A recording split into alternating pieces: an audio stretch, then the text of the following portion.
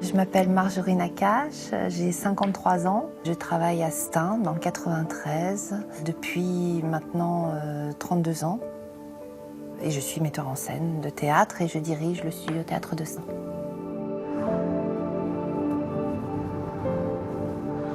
Faire du théâtre en général, c'est pas une évidence. Mais faire du théâtre ici, c'est peut-être encore moins évident. Et en même temps, je pense que c'est véritablement une nécessité. Donc notre enjeu à nous, c'était de se dire, passer la porte du théâtre, il faut que ça devienne une possibilité offerte à tous et que personne ne se dise que c'est une barrière infranchissable. Qu'on puisse venir pour à la fois voir des spectacles, pour proposer des projets, pour discuter, pour pratiquer, que les habitants viennent, que les associations, que personne ne se sente exclu de ça. Ça, pour moi, c'était la plus grande ambition.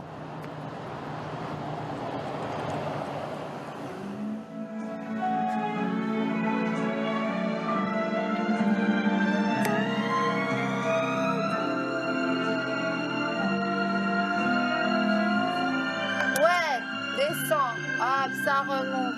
Si tu fais du théâtre à Stein, forcément, tu fais du social. Je ne fais pas du social. Je fais du culturel. Quand je monte Marivaux, je monte Marivaux au même titre que je le montrais si j'étais ailleurs. Tous les artistes qui sont sur scène sont des artistes professionnels parce que le public d'ici mérite ça. On a droit à l'excellence. Et moi, je me bagarre, parce qu'on travaille beaucoup avec les jeunes, et je me bagarre sans cesse sur l'appropriation de la langue. C'est-à-dire que s'approprier une langue, c'est s'approprier quelque part le pouvoir. Écartez-vous à 3 mètres de distance, plutôt 5 mètres, afin que vos microbes ne puissent m'atteindre. C'est une cocotte minute ici, ça bout tout le temps. Regarde, là, tu vois, il y a 2 ateliers, il y a un atelier cirque, il y a des gosses. Tout à l'heure, il va y avoir un atelier clown, il va y avoir des adolescents, il y a des personnes âgées, il y a de tout le temps. Changement, en diagonale. C'est à la fois un lieu de création et un lieu de formation. Et l'un ne va pas sans l'autre, c'est très complémentaire. Et ici, dans cette salle, tu peux avoir un théâtreux, un mec qui va au théâtre tous les soirs, un intellectuel, à côté d'une femme en boubou qui vient pour la première fois voir un spectacle. Le théâtre crée ça, la possibilité que des gens qui sont aux antipodes se retrouvent ensemble, dans le noir, l'un à côté de l'autre, pour regarder et partager un spectacle. C'est peut-être le seul endroit où c'est possible, au théâtre. Rêver peut-être, c'est un projet qui est né après les attentats. Et en fait, j'entendais sans arrêt des gens qui disaient « c'est désespérant, c'est terrible, on ne peut plus rêver, on est face à un truc tellement énorme qu'il n'y a plus de rêve possible ». Je me suis dit « ah là, il y a peut-être un truc à faire ».